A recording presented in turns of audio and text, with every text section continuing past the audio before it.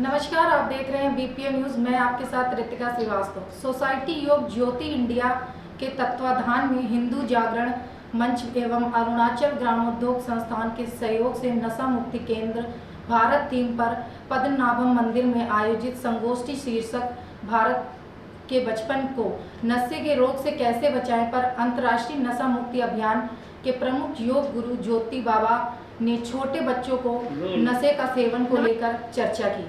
पौध है, जैसे कोई पेड़ होता है, अगर पेड़ में जो जब आप सुबह गमले में लगाते हैं या जमीन पर लगाते हैं, उसी समय उसमें कीड़ा लग जाए तो क्या कभी बट वृक्ष बन सकता है?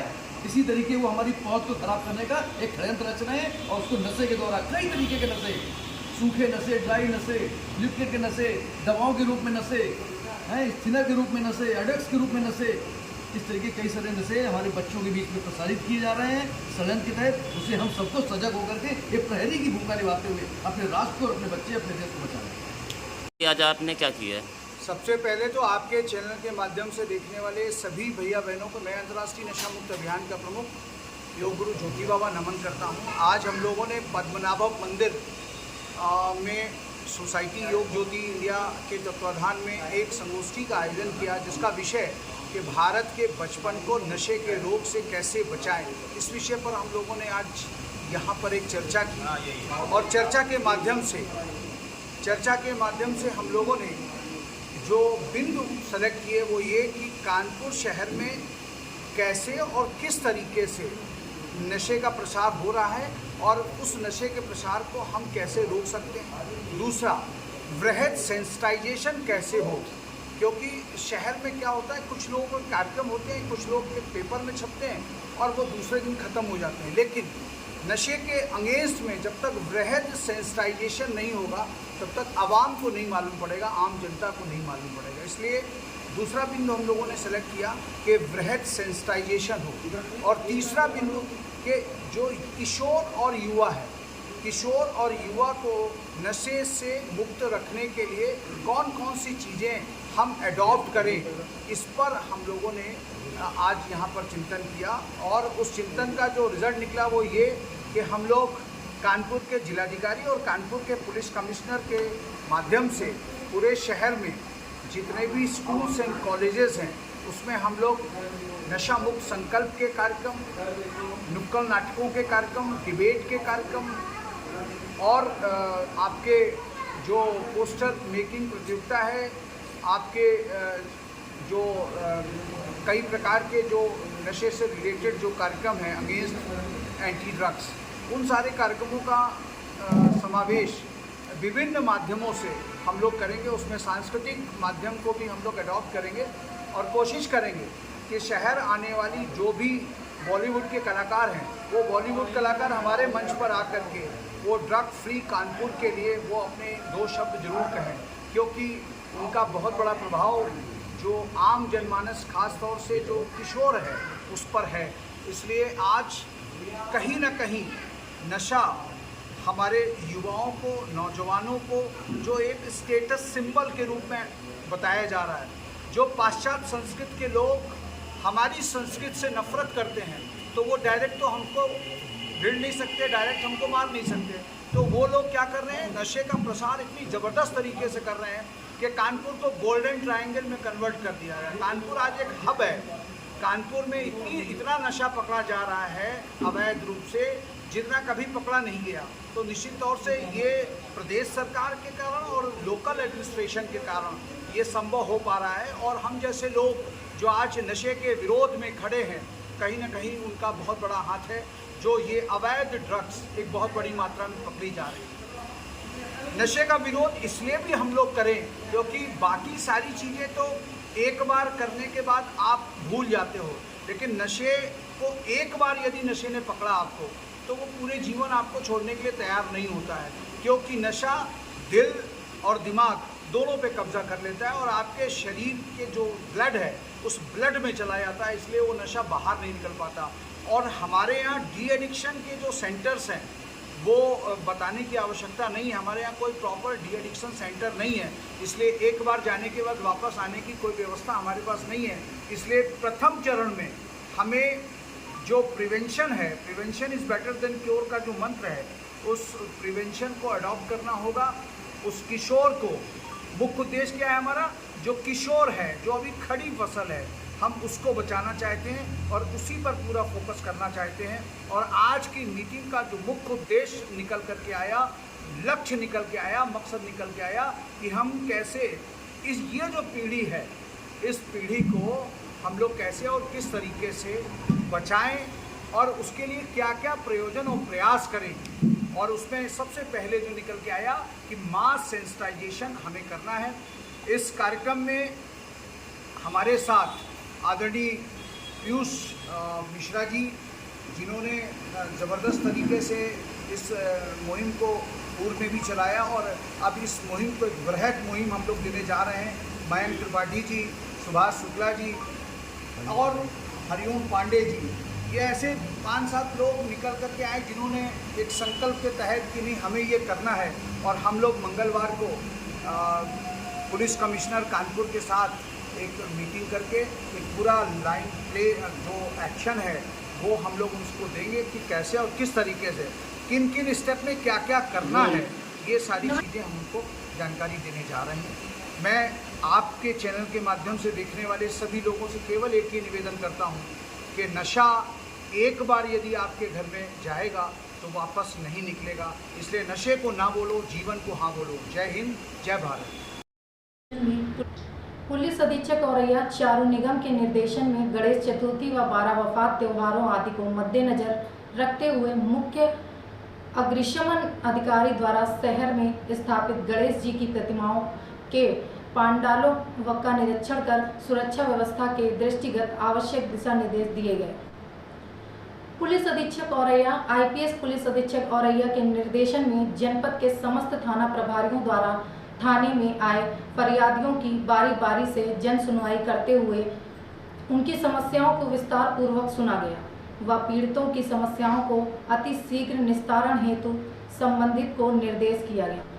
पुलिस अधीक्षक श्री मूर्ति आईपीएस के निर्देशन व एएसपी के मार्गदर्शन में महिला थाना में गठित महिला सुरक्षा दल द्वारा बेवजह घूमने वाले युवकों को चेतावनी दी गई तथा मिशन शक्ति अभियान के तहत बालिकाओं, महिलाओं को विभिन्न हेल्पलाइन नंबरों की जानकारी देकर जागरूक किया गया। उत्तर प्रदेश आयुर्विज्ञान विश्वविद्यालय सैफई इटावा में अनावश्यक ऑर्बिटेटरी परचेज, पेसमेकर, धोखाधड़ी, गहन भ्रष्टाचार एवं अनावश्यक जनता यात्रा की सुरक्षा का संदेश दिया गया। पेसमेकर उपलब्ध कराने वाले वांछित अभियुक्त को इटावा पुलिस द्वारा किया गया गिरफ्तार। राजधानी लखनऊ के ट्रांसपोर्ट नगर क्षेत्र में दर्दनाक हादसा हुआ। बिल्डिंग ढहने के कारण कई लोग घायल होने और मृत्यु होने की खबर ने सभी को झकझोर दिया है। जिला प्रशासन, एनडीआरएफ, एसडीआरएफ तथा स्वास्थ्य विभाग की टीम, एलबीआरएन अस्पताल के डायरेक्टर डॉक्टर सुरेश चंद्र कौशल सभी राहत कार्य में लगे हुए हैं।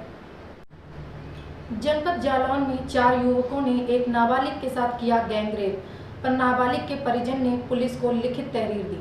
तहरीर के आधार पर उच्च अधिकारियों ने मामले को संज्ञान में लेते हुए 2 युवकों को लिया हिरासत में व मामला किया दर्ज। नाबालिग किशोरी के अनुसार 21 अगस्त को युवकों ने फोन करके गांव के बाहर बुलाया और 2 लोगों ने घटना को दिया अंजाम व 2 लोग करते रहे पहरा।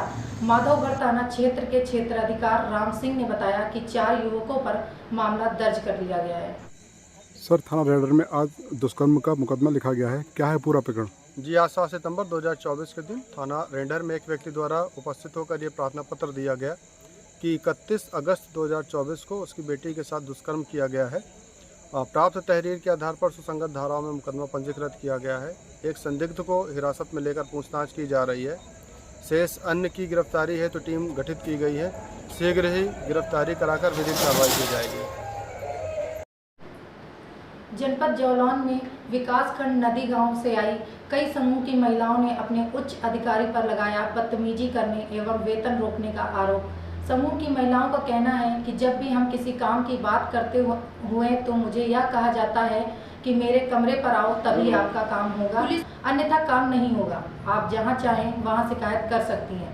समूह की महिलाओं का कहना है कि हमने जिला अधिकारी जालौन के यहाँ भी शिकायत की, लेकिन आज तक हम सभी बहनों की समस्याओं का निराकरण नहीं हो पाया। हमारा नाम नीलम शर्मा है। हम नदी गाँव ब्लॉक से आए हैं। ग्राम पंचायत हमारी हो रही है। क्या समस्या थी आज कमिश्नर को जो शिकायत किया? आज समस्या है कि हमने पहले शिकायत की थी डीएम साहब के यहाँ, उसको दबा लिया गया है। जो हमारे यहाँ का ब्लॉक मिशन प्रबंधक राजेश साहू है, वो हम लोगों को पीड़ित करता है और परेशान करता है। कुछ काम की हम लोग कहते हैं तो कहता है पैसे लाओ, अगर पैसे नहीं है तो फिर रूम पे आओ, ये बोलता है। क्या कहता है? रूम पर आओ? हाँ, ये बोलते हैं। अगर कोई दिक्कत होती है हम लोग तो कहते हैं कैडर से निकाल दिया जाएगा, समूह बंद करा दिया जाएगा, कोई फायदा नहीं दी जाएगी आप लोगों को। रूम पर किस लिए बुलाता है? कभी आपने बात की इस बारे में? हाँ किया, तो कहते काम आपका हो जाएगा। अच्छा, काम कराना। फिर आपने शिकायत की कभी? शिकायत की है डीएम साहब के यहाँ। क्या हुआ? बोले हम पैसे देके निपटा लिया, अब तुम्हें जाना हो तो फिर डीएम साहब के यहाँ चली जा सकती हो। हम 6 ग्राम पंचायतों की महिलाएं हैं, अलग अलग समूह से, अलग अलग ग्राम पंचायतों से। तो इतना दबंग है वो व्यक्ति कि जो आप लोगों को इस तरह की भाषा का प्रयोग करता है? जी जी जी। और डीएम से भी वो ऊपर हाँ, निकलना चाहता है। भी हम लगा के आए हैं। हाँ। जो हमने ये 4 अगस्त को दिया था, उस पर कोई कार्रवाई नहीं हुई है, ना कोई सुनवाई हुई है। अभी आपने जो दिया है तो उन्होंने क्या आश्वासन दिया? उन्होंने आश्वासन ये दिया है, जो नदीगांव ब्लॉक के वीडियो साहब हैं, वो बोले आपकी कार्रवाई होगी और नदीगांव ब्लॉक में फिर आना। ऐसा कहाँ तक चलता रहेगा कि हम ब्लॉक के चक्कर लगाते रहेंगे, वो हमें पीड़ित करता रहे हम सब महिलाओं को। जनपद जालौन में शनिवार के दिन कोंच के ब्लॉक सभागार में संपूर्ण समाधान का आयोजन किया गया, जिसमें commissioner Vimal Kumar Dubey, DIG call निधि नैथानी ने आसपास के क्षेत्र में आए हुए लोगों की समस्याओं का समाधान दिवस में निस्तारण किया।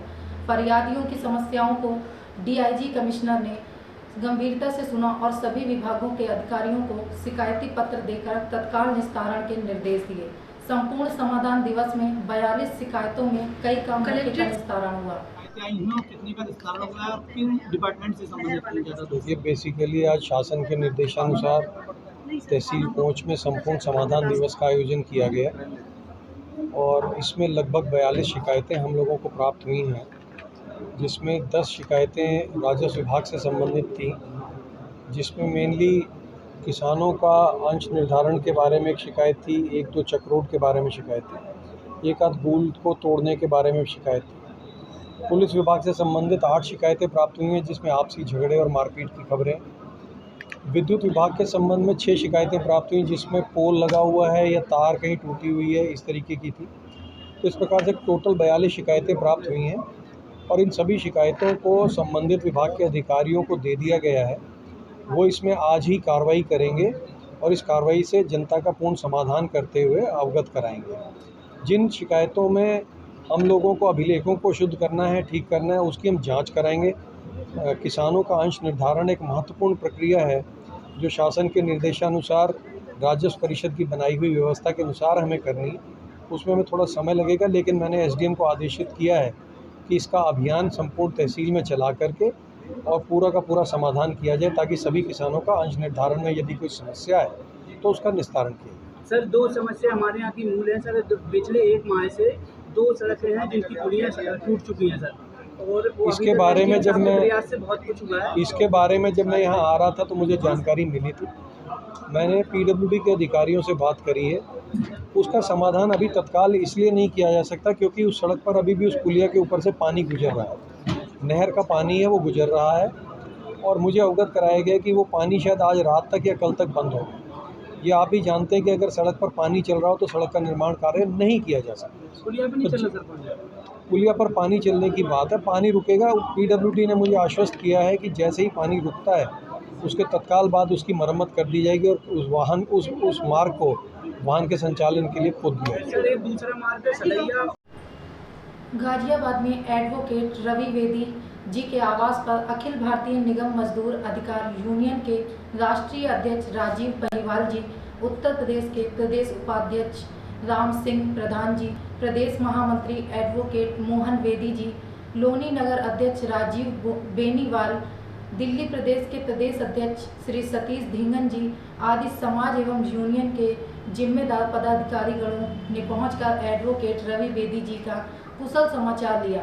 सूत्रों के माध्यम से जानकारी प्राप्त हुई कि गाजियाबाद निवासी और वाल्मीकि समाज के क्रांतिकारी अधिवक्ता व समाज के युवा नेता एडवोकेट रवि वेदी जी की कुछ बदमाशों के द्वारा हत्या करने का प्रयास किया गया था, जो एक क्रांतिकारी युवा नेता भी हैं। राष्ट्रीय अध्यक्ष माननीय श्री राजीव पहिवाल जी ने यूनियन की ओर से पूरा सहयोग देने तथा हर परिस्थिति में एडवोकेट रवि बेदी जी व उनके परिवार के साथ अखिल भारतीय निगम मजदूर अधिकार यूनियन है। ऐसा आश्वासन दिया था। थाना विजयनगर पहुंचकर एसएचओ को अपराधियों की जल्दी से जल्दी गिरफ्तार कर सख्त कानूनी कार्रवाई को भी कहा है। आज हम लोग गाजियाबाद में एडवोकेट रवि बेदी जी के निवास स्थान पर पहुंचे हैं। मेरा नाम राजीव परिवार है। अखिल भारतीय निगम मजदूर अधिकार यूनियन रजिस्टर्ड से राष्ट्रीय अध्यक्ष हैं और मेरे साथ दिल्ली प्रदेश के अध्यक्ष आदरणीय सतीश धिंगान जी और इनकी पूरी टीम दिल्ली प्रदेश से चल करके रवि बेदी जी के निवास स्थान पर आई है। उत्तर प्रदेश से प्रदेश के उपाध्यक्ष श्री राम सिंह प्रधान जी और राष्ट्रीय प्रदेश महामंत्री श्री एडवोकेट मोहन बेदी जी, श्री कृष्ण कुमार जी और आप वकील साहब के फादर साहब इनके निवास स्थान पर आ जाए।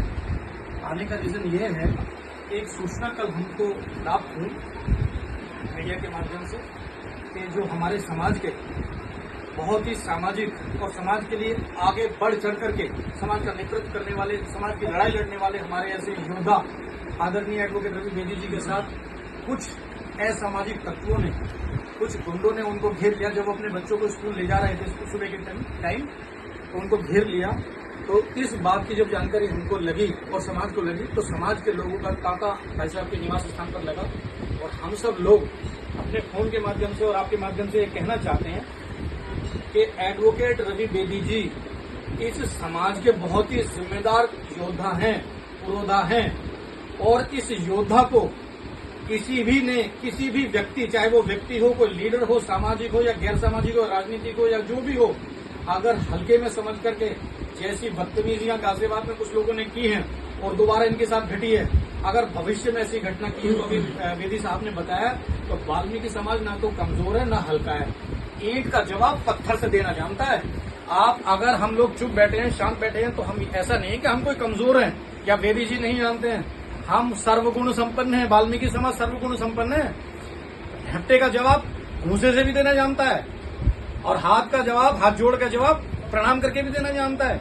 लेकिन अगर हमारे समाज के नेताओं को, जैसे बेदी जी हमारे समाज के लीडर हैं, हमारे समाज के नेता हैं, अगर हमारे समाज के नेताओं को किसी ने धमकाने का, डराने की कोशिश की तो ध्यान रखें, बिल्कुल ना तो बर्दाश्त किया जाएगा। वाल्मीकि समाज इसको बिल्कुल बर्दाश्त नहीं करेगा। और इन लोगों ने, जिन भी लोगों ने ऐसी घटना की है या उनके पीछे जो भी कितने प्रभावशाली व्यक्ति हो, हम उनको चैलेंज करें। अगर अपनी माँ का दूध पिया तो सामने आके देखो और वाल्मीकि समाज तुम्हें बताएगा क्या कर सकता है। इसलिए आइंदा भविष्य में ऐसी गलती करने की कोशिश मत कीजिएगा। वाल्मीकि समाज को छेड़ने की कोशिश न करें। वाल्मीकि समाज जो आज धरना आंदोलन अपने हक के लिए लड़ रहा है, बेदी जी इस पूरे समाज की लड़ाई लड़ रहे हैं, पूरे देश की लड़ाई लड़ रहे हैं वाल्मीकि समाज की आरक्षण के वर्गीकरण को लेकर के। और आप लोग डराना चाहते हैं, कोई धमकाना चाहते हैं, कान खोल करके सुन लें। अगर अपनी माँ का दूध पिया तो सामने आकर के लड़ लें, फिर बताएंगे केबीसी के साथ है। आज हम इतने क्या करके जा रहे हैं, दोबारा मत करना। अगर दोबारा की तो उसी बात का, उसी भाषा में, उसी तरह जवाब दिया जाएगा, चाहे शासन हो प्रशासन हो। और उत्तर प्रदेश की सरकार से आदरणीय योगी जी से हमारा ये कहना है कि योगी जी अगर उत्तर प्रदेश के अंदर वाल्मीकि समाज के नेताओं को, वाल्मीकि समाज को, कार्यकर्ताओं के साथ अगर इस तरह की घटनाएं होंगी तो जवाब आपको देना पड़ेगा, जिम्मेदारी आपकी है। इसी तरह के आप कहते हैं कि गुंडे सारे उत्तर प्रदेश से भाजपा के गुंडे कैसे खुले काम घूम रहे हैं। एक एडवोकेट गाजियाबाद जैसे महानगर के अंदर चाकू लगा दिया, 5 लोगों ने घेर लिया। लानत है, शर्म आनी चाहिए। उन लोगों के खिलाफ सख्त कार्रवाई होनी चाहिए। शासन प्रशासन को हमारा ये निवेदन पूर्वक आग्रह करना चाहते हैं। और अगर शासन प्रशासन अगर ऐसा नहीं कर सकता तो आप उन्हें हमें सौंप दो, हम उनका न्याय कर लेंगे। इन्हीं शब्दों के साथ मैं अपनी वाणी को विराम देना चाहता हूँ। बहुत बहुत धन्यवाद। जय वाल्मीकि। शुरू करूं? जैसा कि आज जानकारी हुई है कि हमारे भाई एडवोकेट रवि बेदी जी के साथ एक गंभीर घटना घटी है और हम अपने संगठन अखिल भारतीय मजदूर निगम संगठन के बैनर पे इसका विरोध करते हैं और निंदा करते हैं और भाई बेदी जी के साथ कंधे से कंधा मिलाकर खड़े हैं और एक मजबूत आह्वान के साथ कहना चाहते हैं कि प्रशासन यदि इसमें गंभीरता से साथ नहीं देगा तो हम कंधे से कंधा मिलाकर सड़कों पर उतरने के लिए तैयार हैं। और यदि ऐसी कोई घटना दोबारा घटती है तो इसे हाथरस बनाने से कोई देर नहीं, ना ही चूक हो। हमारे किसी भी व्यक्ति के साथ, हमारे किसी भी भाई के साथ यदि ऐसी घटना घटती है तो इससे ज्यादा निंदनीय कुछ नहीं। इन्हीं शब्दों के साथ मैं अपनी वाणी को विराम। माधोगढ़ जालौन ग्राम पंचायत मिहोनी में सोशल ऑडिटर ग्राम सभा का आयोजन के तहत ग्राम मिहोनी में हुई खुली बैठक। ऑडिट अधिकारी अशोक कुमार ने ग्राम वासियों की समस्याओं को सुना और मौके पर समस्याओं को निस्तारण भी किया। आइए देखते हैं खबर को विस्तार से।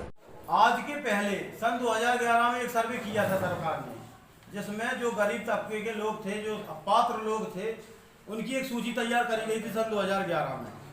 2011 की सूची के आधार पे पिछले 2 वित्तीय वर्ष पहले यानी 2020-2018 तक वो आवास स्वीकृत किए गए। अब पुनः सरकार ने 2029 तक के लिए एक सर्वेक्षण कराया कि अब पुनः एक बार सत्यापन कर लिया जाए। कुछ परिवार ऐसे हैं जो उदाहरण के तौर पर बताना चाहेंगे कि जैसे एक पिता के 3 पुत्र हैं और घर में कमरे बने हैं 2। एक परिवार का मतलब बताना चाहेंगे कि परिवार जो है 7 सितंबर 2024 को ग्राम पंचायत मिहोनी में खुली बैठक का आयोजन प्रधान जी की अध्यक्षता में किया जा रहा है, जिसमें कि आप सबको पूर्व से अवगत है कि ग्राम सभा की 2 बैठकें साल में होती हैं, एक रबी फसल पे, एक खरीफ की फसल पे। ये जो है शासन का नियम है कि साल में 2 बैठकें ग्राम सभा की खुली होनी चाहिए। जैसे वार्ड मेंबर और बीटीसी क्षेत्र पंचायत सदस्यों की बैठक साल में 12 होती हैं, यानी 12 हर महीने में एक बैठक होना चाहिए, होती हैं नियमानुसार, जरूरत के हिसाब से बुला लेते हैं, जो भी कार्रवाई एजेंडा होता है वो करते हैं। लेकिन ग्राम सभा की पूरी आवाज़। आज आपने ग्राम पंचायत मिहोनी में जो खुली बैठक की है, इसके बारे में क्या बताना चाहते हैं और क्या क्या यहाँ विकास कार्य हुए हैं? आज ये दिनांक 7 सितंबर को ये जो ग्राम पंचायत में मनरेगा और प्रधानमंत्री आवास के जो काम कराए गए हैं, उन कार्यों को हमारी सोशल टीम ने 2 दिन ग्राम पंचायत में भ्रमण करके उनका सभी कार्यों को देखा और जो कार्य हुए हैं आज ग्राम सभा की बैठक में सभी के सामने खुली बैठक में पढ़ के बताए गए हैं। जो काम हुए हैं उनमें एक ये वृक्षारोपण कार्य हुआ है, पंचायत भवन परिसर, इसके बाद एक नंदन वन ग्राम वन निर्माण ये भी हुआ है बेनीपुरा में। इसके बाद अमृत वाट का शिला फलकम ये भी मिहोनी प्राथमिक विद्यालय में लगाई गई है। इसके बाद नाला खुदाई सफाई हीरो के मकान से डिपोली मेड़े तक ये काम हुआ है। एक नाला खुदाई है महंत के मकान से ट्यूबवेल वाली पुलिया तक ये काम हुआ है इधर। इसके बाद इंटरलॉक नरेश सिंह से अमर सिंह तक ये मिहोनी ग्राम पंचायत में कराई गई है। इसके बाद ये इंटरलॉक उचितर दुकान ये भी बनाई गई है इधर। चकबंद निर्माण हुआ है होम सिंह के खेत से लखनलाल के खेत तक चकबंद। दूसरा है बेनीपुरा रोड से तिलक के तालाब तक। एक चकबंद है कुंवरलाल के खेत से प्रशांत के खेत तक। एक चकबंद है रामपुरा रोड से घासी के खेत तक। एक चकबंद है पंचायत घर से परमलाल के खेत तक। एक चकबंद है अकबरपुरा रोड से मुन्ना नागर के खेत तक। एक चकबंद है मुन्ना के खेत से अकबरपुरा मेड़े तक। एक गदराई तालाब है जो गदराही गैराबाद क्षेत्र में बनाया गया है। इसके बाद एक इंटरलॉकिंग बलराम सिंह के मकान से लल्लू कोरी के मकान तक बनाई गई है। इसके बाद एक उच्च दर की दुकान जन सुविधा केंद्र का निर्माण इधर हुआ है। एक इंटरलॉकिंग सुरेश सिंह से समर सिंह के दरवाजे तक हुई है, ये काम क्षेत्र पंचायत द्वारा कराया गया है। इसके बाद एक चकबंद निर्माण नहर से रामपुरा रोड तक, इस पर साइन बोर्ड लगाया गया है। एक चकबंद सुल्तान के खेत से आसाराम के खेत तक, इस पर साइन बोर्ड लगाया गया है। पिछली वित्त वर्ष में हुआ होगा ये काम। इसके बाद एक इंटरलॉकिंग सपन खान के घर से डामर रोड तक, ये 21 काम इस ग्राम पंचायत में इस वित्त वर्ष में कराए गए। काफ़ी अच्छा यहाँ मतलब ग्राम में विकास हुआ है। हाँ, इधर मतलब सभी लोगों ने संतुष्टि की है कार्यों की। अंतर्राष्ट्रीय साक्षरता दिवस 8 सितंबर 2024 पर विशेष विद्यालय अवकाश के बाद अपने घर लौटते सिठमरा डेरापुर कानपुर देहात के बच्चों द्वारा शैक्षिक उन्नयन का सराहनीय प्रयास किया, जिसका शीर्षक बच्चे बोले सब पढ़े सब बड़े हैं। प्रधानाध्यापक शनेंद्र सिंह तोमर ने बच्चों को बताया कि इस वर्ष अंतर्राष्ट्रीय साक्षरता दिवस की थीम बहुभाषी शिक्षा को बढ़ावा देना है।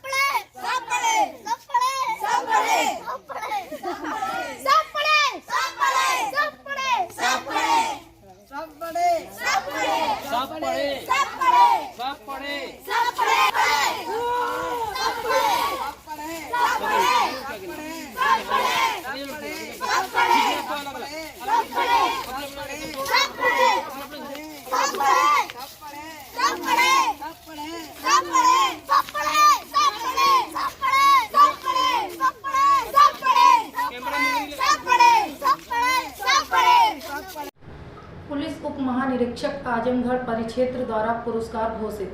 मफरूर पलायत भगौड़ा NBW की गिरफ्तारी हेतु चलाए गए अभियान ऑपरेशन गिरफ्तारी के तहत आजमगढ़ पुलिस द्वारा 164 अभियुक्तों की गिरफ्तारी हुई। आइए देखते हैं खबर को विस्तार से।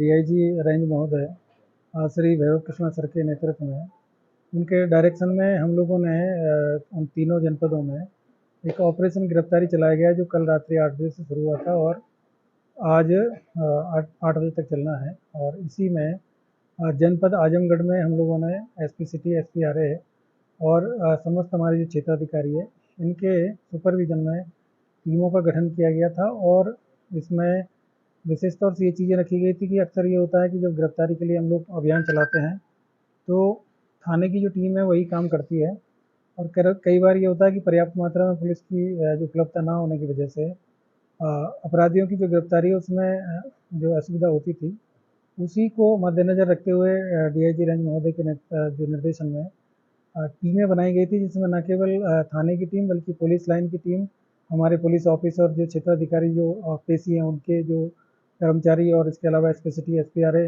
के जो ऑफिसों में जो काम करने वाले जो लोग हैं उन सभी को लेकर टीमों का गठन किया गया। और उसके बाद में जो भी जो मफरूर अपराधी थे, वांछित थे, इनामियाँ थे, इसके अलावा जो अन्य मुकदमों में जो वांछित चल रहे थे SR केस और नॉन SR केस में और 151 पूर्व में जो 151 होती थी उसके तहत जिन अभियुक्तों की गिरफ्तारी होनी थी और इसके अलावा जो NBW जारी हो रखे थे उनकी गिरफ्तारी का अभियान चलाया गया। आज टोटल करीब 143 जो मुकदमों से संबंधित वांछित अपराधियों की गिरफ्तारी की गई। इसके अलावा जो प्रिवेंटिव में और बाकी लोगों की गिरफ्तारी की गई। कुल मिला के 164 लोग हैं उनकी गिरफ्तारी की गई है और अभी ये अभियान चल रहा है। इसमें जो कुर्की से संबंधित जो अपराधी है उनके खिलाफ भी इसमें कार्रवाई की जा रही है और इसके अलावा आज भी अभियान चलता रहेगा। कल जो भी अभियुक्त जो गिरफ्तार होंगे उनके बारे में आप लोगों को अलग से बताया जाएगा। जम्बो गिरफ्तारी हुई है सर, बीच में चूँकि पहले एक साथ जब अभियान चलता है तो उससे थोड़ी मदद भी मिलती है और अलग अलग जब टीमें काम करती है तो ये होता है कि जो गिरफ्तारी है उसमें क्योंकि जो अभियुक्त होते हैं वो अलग अलग थानों के होते हैं तो उसमें एक सहयोग नहीं मिल पाता है। तो इसमें ऑपरेशन में ये रहा कि सभी जो टीमें आपस में एक दूसरे के सहयोग से काम की और उसी का ये नतीजा है कि इसमें अच्छे से गिरफ्तारी हो पाई।